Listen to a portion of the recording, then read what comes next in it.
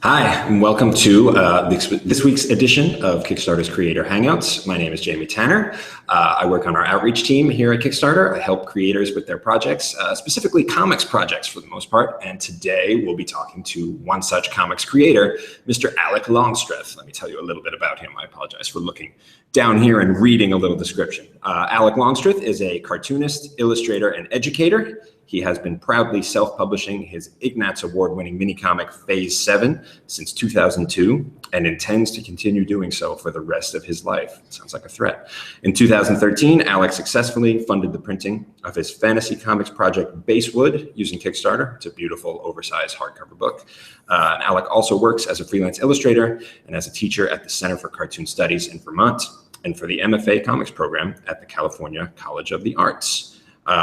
Just to let you know, we'll be taking questions live here on Google Hangouts if you like, and also via Twitter, the Twitter account Kickstarter Tips. That's twitter.com/Kickstarter Tips. Very easy to remember. So please ask questions if you like. So let's get started. Alec, hello, how you doing? Hi, Jamie. Thanks for having me. I'm excited to be here. Absolutely. Thanks for coming. So I figured we'd just start by, if you could give us the general story of your project, a little backstory about Basewood. What brought you to Kickstarter? How did you intend to use it? Talk about your experience a little bit. We'll go. Okay. Yeah. So I've been drawing Phase 7, as you mentioned, since 2002. I used to say I'm going to draw it until I die, but that was like so negative. I switched it to intends to continue doing it till the end of his life. In you issues still got 5, end of your life in there. yes. I still want people to think about death. My goal is to get to issue 100 by the time I die. So they'll pull like issue 100 out of my cold, dead hands, hopefully. So in issues 5 through 9, I serialized my comics project Basewood, and it was 5 chapters. And so as I was finishing it up and I was doing chapter 5, I was trying to look into how I was going to make it into a book. And I've always imagined the book being, I got the ultimate goal. The end is that there's a happy ending, and I got the ultimate book that I wanted. But I actually drew the project. I made a beginner's cartooning mistake. These are the actual pages. They're really big. And there's lots of like cross-hatching. This is the dreaded snow chapter. You can see there's lots of snowflakes. Yeah. So I was really interested. I wondered how you made it through that. Oh, yeah, me too. Part of it was that I wanted the end book to be really big and nice. So I actually had some interest from publishers. They'd say, hey, you're wrapping up your big project. Let's talk about it. And then my cover letter would say, like, it has to be 9x12 hardback, oversized. And this is an expensive book to print. So understandably, for a lot of publishers, it was like, it's this guy's first book. We can't really commit to like spending that much on it.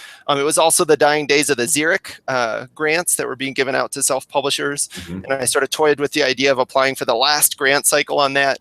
But then ultimately, after dealing with that for almost like 9 months, like shopping around to different publishers and stuff, I've always self-published. I just thought, why not just do it myself via Kickstarter? And it would be a great opportunity to learn. I've done some print-on-demand collections before, but I never like manufactured a hardback, oversized book. So I went for it, and it was just a super positive experience. I had a great time, and I learned a ton, and was able to share a lot of that learning with my backers. And I got the book I always wanted. So yeah, great. And didn't you say you had an edition published in French in the format that you wanted at first? Yes, very bizarrely, I had already published one collection of Phase 7 through a Belgian publisher, L'Emploi du Mois, and it was in a French language edition. That's like a 200-page collection, and they had done that back in 2007, I think. Mm-hmm. And so the minute I finished Basewood, we started on the translation, and then they said, how do you want to make the book? And they're a great publisher and really gave me the freedom to do it exactly how I wanted. So yes, there's also the L'Emploi du Mois edition of Basewood is pretty much the exact same thing, except in French. And that was another reason I feel like my Kickstarter went very smoothly, was because I had done a lot of the production stuff with that publisher. Mm-hmm. So I had already made the cover assets and the end papers and all the different stuff that needed to be done, and figuring out the size and all that had pretty much already been done. It was just translating it back into English, or removing the French translation, I guess.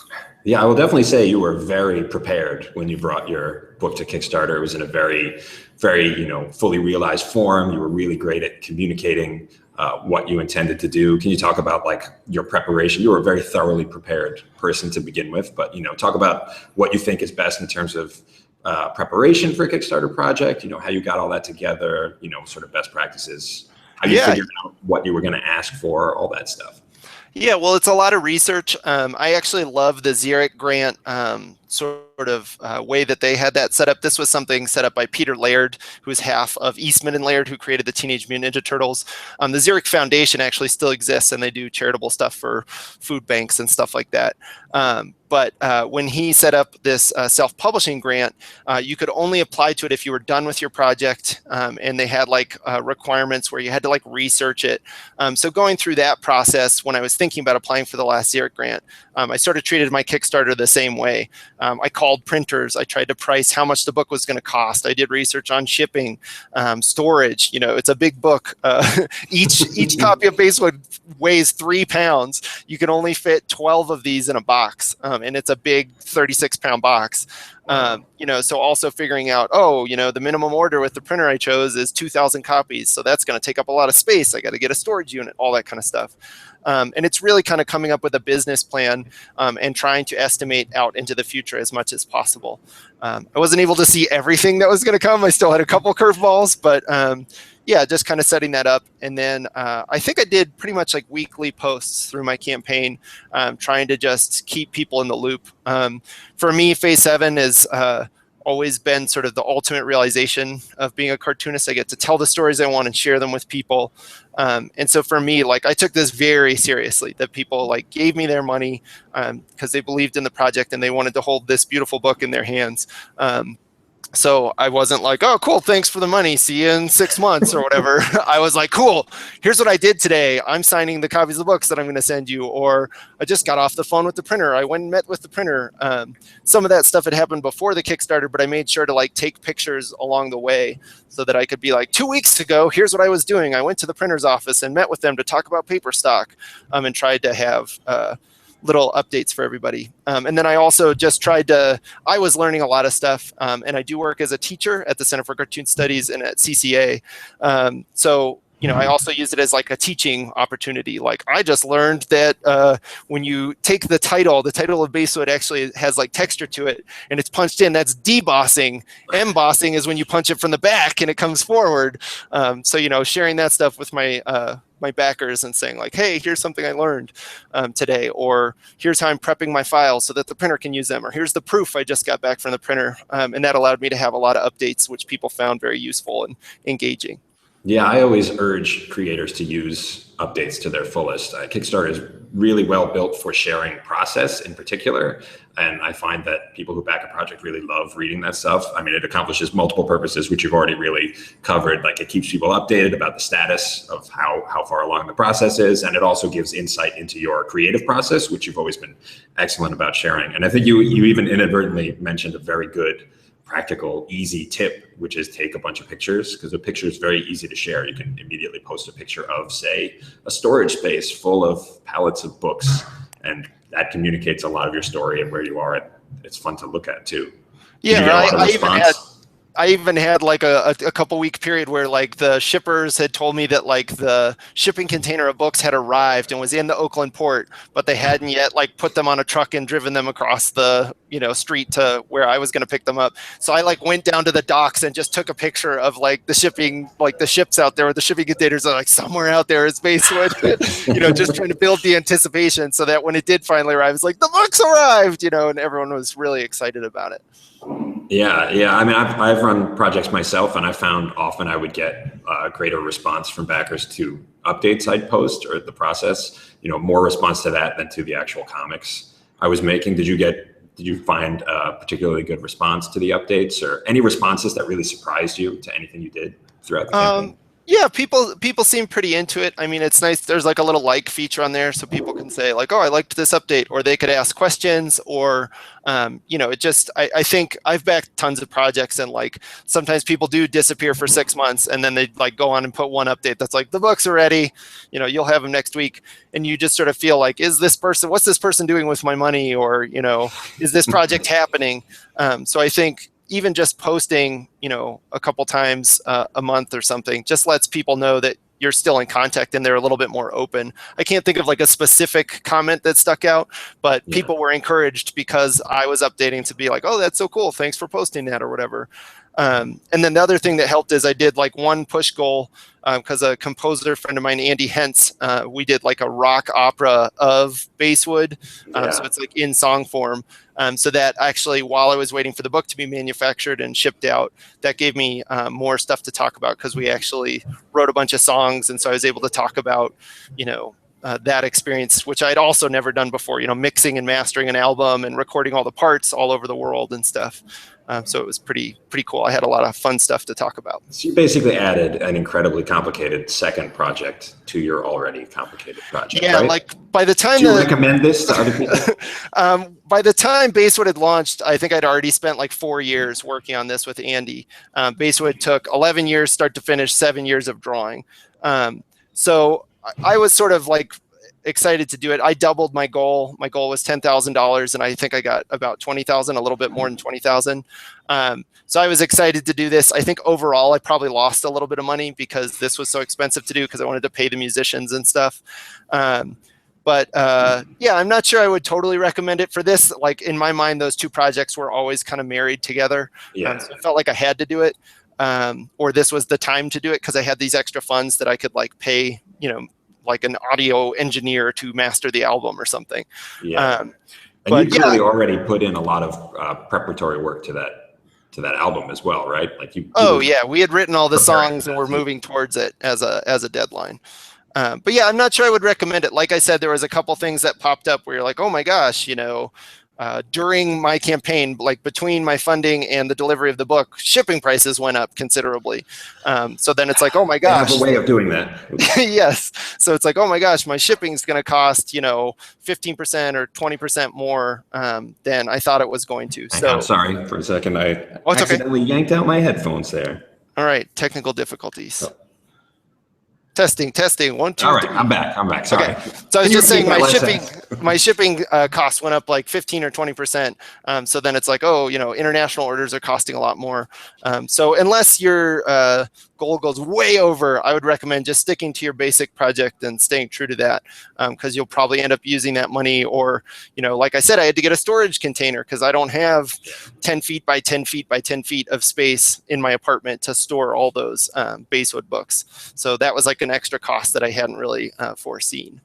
Yeah, that's definitely where I've seen people where they have the biggest challenges in the project is often with just estimating shipping of what they're doing. And you can really, I always tell people like mock up a package, take it down to the post office, something that's going to weigh about the same amount and figure out what it is. But it's a good reminder that occasionally the post office decides to drastically raise their rates. So maybe budget in a little bit of extra so that, if anything does arise, you have a little extra funds. Yeah.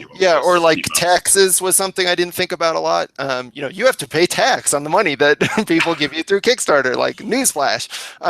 So my project was sort of at the end of a year. And so like in the 2013 calendar year, I got this huge, $20,000 from Kickstarter, which then I have to pay probably 25% or 33% in taxes. But then it wasn't until the next year that I paid the printing bills and the shipping bills and stuff. So then suddenly I'm spending $11,000 on that and all this money on the music project. So I have massive deductions, but they're in 2014, not when 2013 when I made the money. So some of that stuff, maybe launch your project if it's going to take a long time, do it early in the year so that it all happens in one calendar year and those deductions can balance out some of the income from Kickstarter, stuff like that. Yeah, that's good advice. That's the kind of thing people don't necessarily think of. It's not the most, romantic part of the process. You're thinking of doing something creative and you start worrying about taxes and what part of the calendar year to do it. It's maybe not the first thing that comes to mind, but it's certainly something to think about. You mentioned when you were talking about updates, recommending, you at least check in, update people on the process. You don't want to feel like not hearing from the creator or something, you were like particularly open and transparent about your process. I thought didn't you put up like a public accounting page of all the money you spent and where it went? Yes, I did. This is by no means required, but yeah, I think it's certainly can. Alec-Longstreth.com/Basewood Kickstarter. I think it's still up there. So you can go and see how I spent every cent. I just kept track of, like when I had to buy books to sign or then ship them out, how much all that stuff cost. So if you're interested in doing a project that's similar to this, you can go on there, and I have it split into like just the book and then everything extra. So you can sort of see how that price breakdown worked out. But yeah, I think, Kickstarter gave me $21,000 minus some taxes. And then I think, I probably ended up spending, I haven't looked at that page in a long time, but I probably went $3,000 or $4,000 over using my own money. But then, also I had 500 backers that Basewood went out to, but the print one was 2,000. So I've continued to sell those. Chris Pitzer at Ad House Books was very generous in sort of sub-distributing Basewood through Ad House. So that got it into Diamond Comics distributors so that it could be in comic book stores. So I've since sold more copies. So I've probably broken even on the whole project at this point. So I got that money back. But yes, you're welcome to check that out. And that literally is like, I bought some packing tape or some boxes, or, I had to get a CD mastered, or I had to pay a musician to sing a couple vocal tracks or whatever. All that stuff is in there. I always recommend being as open and honest and transparent as you can be. You don't necessarily have to list every dollar spent on the project, but the more you can communicate of yourself and your process and everything that you're doing, I find that's you have a better experience generally. Would you agree with that? Oh yeah, definitely. And I mean, every once in a while, because I was doing it every week, I would be like, maybe this is too many updates or whatever. But or Kickstarter is so well set up, you can just log in, go to your page, and I think it's one click. You're just like, I don't want to receive updates on this, or don't email them to me. They'll still be in your Kickstarter backend, but it's really easy if someone's sending an update every day or something. You can be like, okay, I'm going to just uncheck this. So it's very easy to manage that stuff and leave it up to the backers to kind of set their comfort level to how much info is coming in. Yeah. The frequency and tone varies from project to project. You'll figure out what's best for you.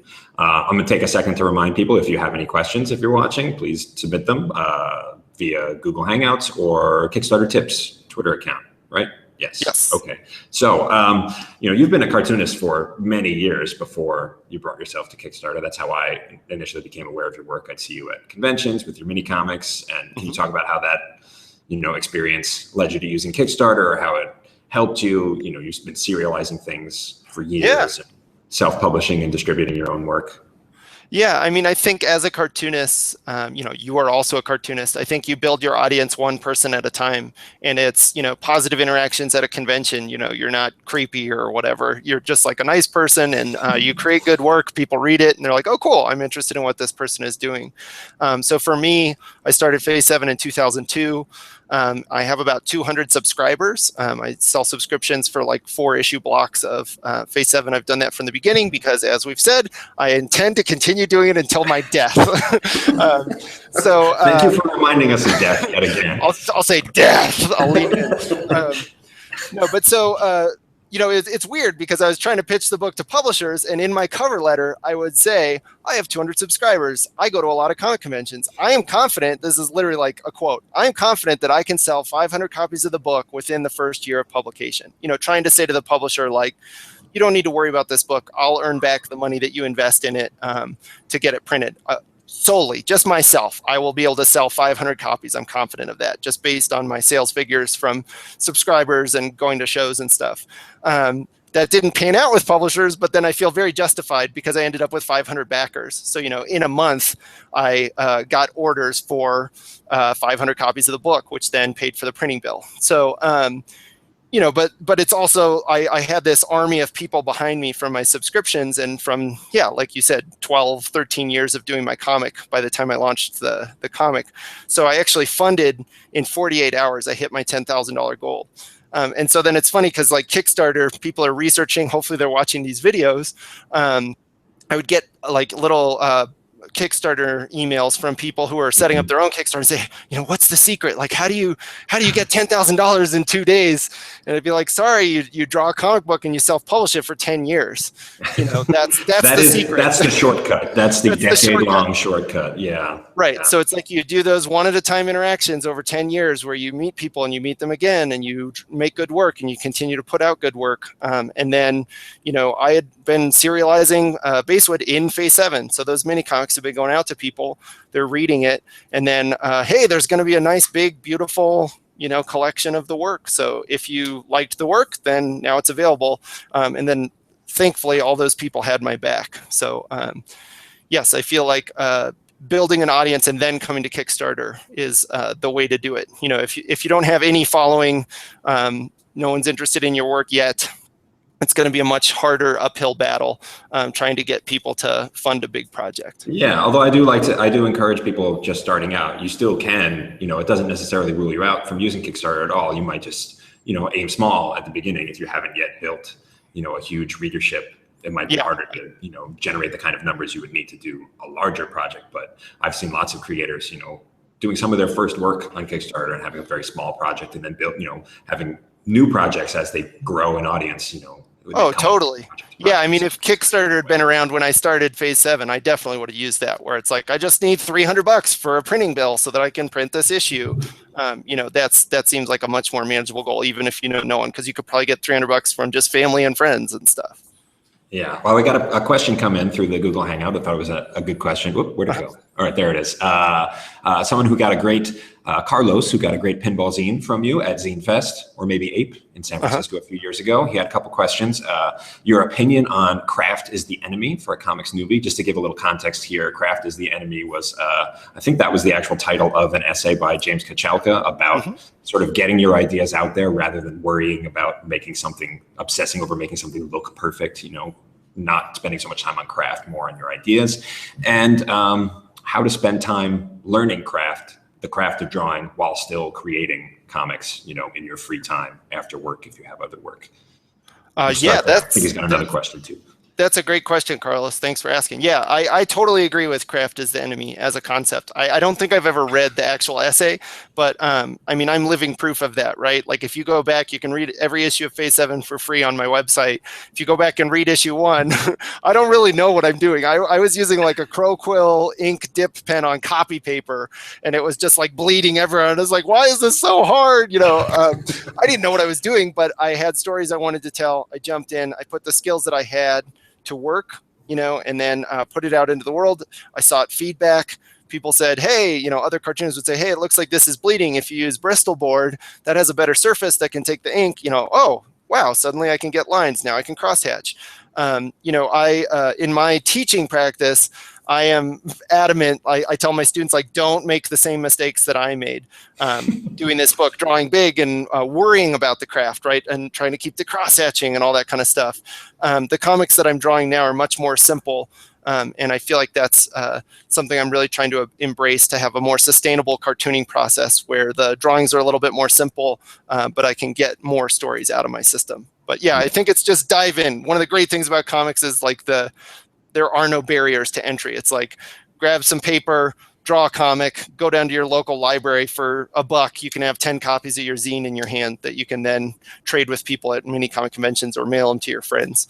Or I'm talking like it's 1990, set up a Tumblr, take a picture of it with your phone and throw it on. Forever 1990, Alec. Yeah. Don't dissuade me of that notion. I miss the 90s. Yes.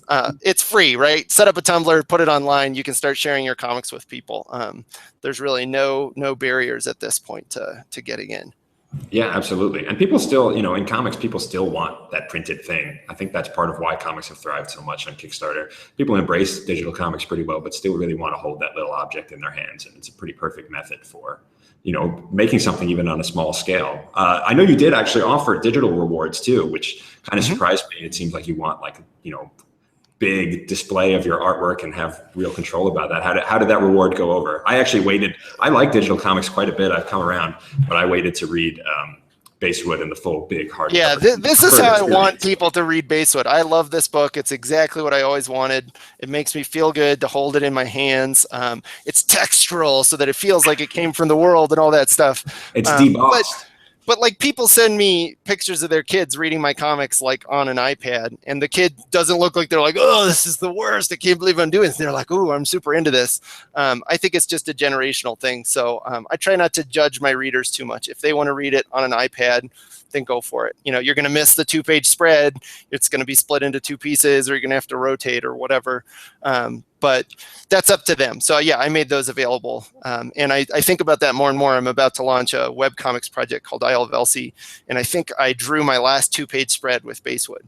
Because I had a 2-page spread, and I was thinking, like, when I post this on the web, I'm going to have to change the layout of the site, or, you know, someday when it's on an e-device, people are going to have to turn it, all that kind of stuff. So I condensed it into a single page, which broke my heart a little bit. But it'll still be a book someday, but it'll still just be a splash page instead of the 2-page spread.